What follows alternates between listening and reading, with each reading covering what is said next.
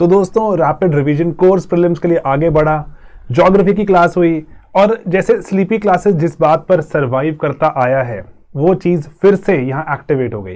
जैसे हम सिर्फ और सिर्फ प्योर कंटेंट पर काम करते हैं। 8 घंटे की क्लास थी, बच्चों ने क्लास लगाई, उसके बाद वर्ड ऑफ माउथ स्प्रेड हो रहा है और बच्चे ज्वाइन कर रहे हैं, क्योंकि जो बच्चे आकर बैठे थे डे 1 पर उन्होंने अपने दोस्तों को, भाइयों को, बहनों को और बताया and they have started joining.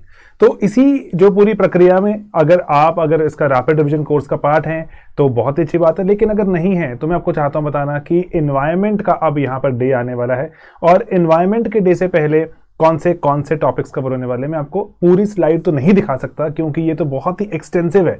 Environment में टर्म्स बहुत सारी टर्म्स होती हैं और रैपिडली निकालनी होती हैं। कोई पर्टिकुलर ऐसा होता है, कोई लॉ होता है, अमेंड हो गया, कोई पर्टिकुलर कोई नया इनिशिएटिव आ गया सोलर एनर्जी को लेकर, कोई क्लाइमेट चेंज की मीटिंग हो गई। तो छोटे बहुत सारी चीजें होती हैं जो फैली पड़ी होती हैं। किसी के साथ बैठ के पढ़ लो, कोई किताब पढ़ लो, कोई करंट अफेयर्स, कोई टीचर से सुन लो लेक्चर में, तो यूजुअली आपका फोकस बढ़ जाता है एंड एग्जाम में रिप्रोड्यूस करने की पॉसिबिलिटी बढ़ जाती है। तो मैं आपको वही एनवायरनमेंट के बारे में अभी क्विक अंडरस्टैंडिंग देने वाला हूं कि क्या क्या चीजें कवर होंगी एंड किस लेवल पर। ठीक है, तो एक बार चलो देखो, रैपिड मेरे साथ चलो कि क्या क्या चीजें कवर होंगी।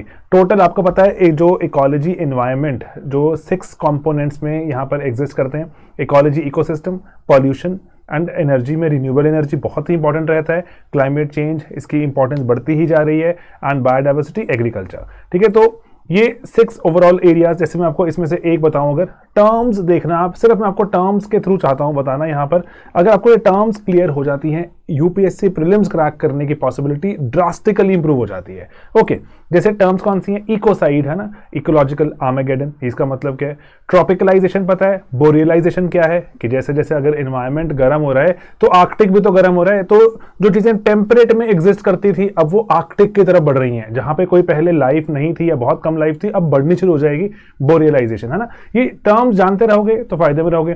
फैकल्टेटिव, यहाँ पर पार्थेनोजेनेसिस क्या मतलब होता है, इसके टाइप्स एंड कॉन स्पेसिफिक्स, 2 तरह के इसमें जो हेट्रोस्पेसिफिक्स से कॉन्ट्रास्ट करके देख सकते हो।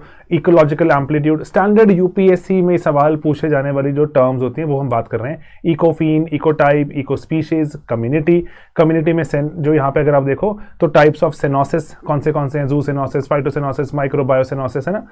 टर्म्स पूछी जाती हैं तो अगर हमें पता हो, इनके मीनिंग सुने हो, 2-2 मिनट लगते हैं, 1-1 मिनट लगता है, सुन लो, रैपिडली दिमाग में बैठ जाती हैं। इकोटोप, इकोस्फीयर, इकोटोन, एज इफेक्ट, ये इंपॉर्टेंट है। एज स्पीशीज की बात भी हो रही है, कौन सी रहती हैं ये। अभी यूपीएससी वैसे इनसे आगे बढ़ चुका है लेकिन स्टिल हमें पता होनी चाहिए क्या क्या चीजें रहती हैं। इकोक्लाइन, लाइसोक्लाइन, टाइप्स ऑफ नीश कौन सी तरह की होती हैं। इक्विवेलेंस कौन से, ecological equivalence, Liebig's law of minimum, कि जो चीज सबसे कम अवेलेबल होगी वही चीज डिटरमिन करने वाली है कि उस इकोसिस्टम में, उस पूरे माहौल में कितनी आपकी पॉपुलेशन या कौन सी स्पीशीज सर्वाइव कर सकते हैं, लॉ ऑफ मिनिमम, है ना। स्कार्सेस्ट रिसोर्स की बात करता है जो।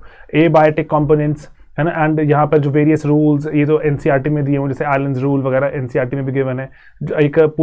एक सेंट्रल एशियन एक फ्लाईवे की बात हो रही है, उसकी बात सीएफ में कौन सी कंट्रीज आती हैं।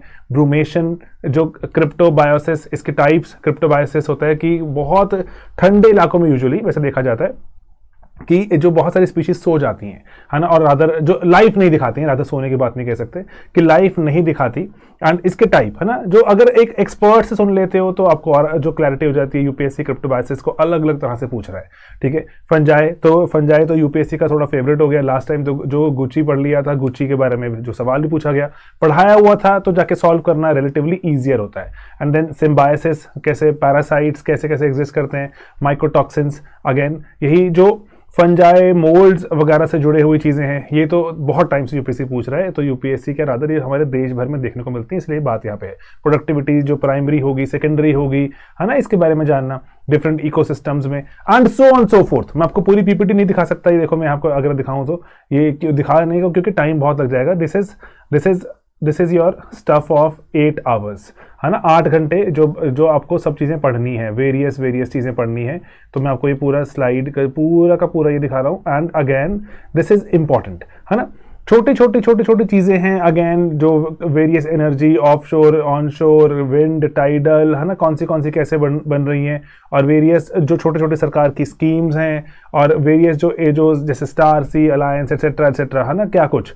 तो इसी पर ही फोकस है कि कोई चीज़ पे जहाँ पे इंपॉर्टेंट है टॉपिक समझाया, कोई चीज़ पे इंपॉर्टेंट है जहाँ करंट अफेयर्स, उसके साथ में पैरेलली उस टॉपिक का करंट अफेयर देख लिया, जहाँ मैप देखना है, जहाँ टर्म समझनी है, उन सब चीज़ों को अच्छे से प्रिपेयर करके चलते हैं। यही हमारे रैपिड रिवीजन कोर्स का भी एक आइडिया है। बहुत बार ऐसा होता है कि आपने कोई टॉपिक नहीं किया होता है, कोई पर्टिकुलर सब्जेक्ट नहीं पढ़ा होता, वो सब्जेक्ट आपका एकदम ड्रास्टिकली अच्छे लेवल पे आ सकता है बहुत कम टाइम में। आपने पहले पढ़ा हुआ है, उसका लेवल रेज कर लो, एंड पर्टिकुलरली इन्वायरमेंट में मैं इसलिए भी चाहता हूँ फोकस कराना आपका कि आपको पता है कि फॉरेस्ट का एग्जाम साथ में रहता है, यूपीएससी हमारे सिविल सर्विसेज के साथ भी जो हमारे प्रीलिम्स है उसमें फॉरेस्ट का प्रीलिम्स भी सेम ही पेपर से होता है। तो जब सेम ही पेपर से हो रहा है तो उसमें अगर एनवायरनमेंट के क्वेश्चन मुश्किल आने वाले हैं तो हमारी तैयारी अच्छी होनी चाहिए।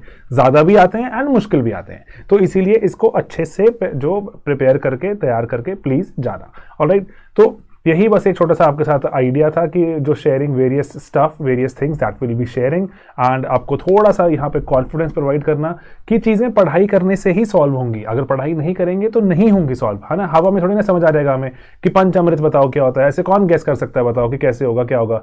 ग्रीन क्रेडिट इनिशिएटिव, है ना, और रीपावरिंग क्या चीज़ है, ऑफशोर के benefits, etcetera etcetera and so on so fourth.